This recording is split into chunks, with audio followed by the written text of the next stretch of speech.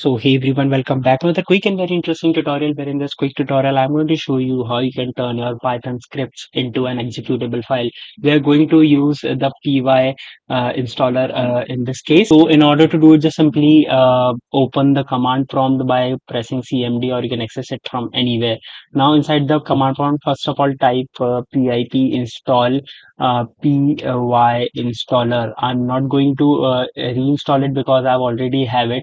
Now, the second command you have to type is PyInstaller space with double dash type one file and type the name of the file that you want to convert to the executable file. For example, in my case, it's my main.py.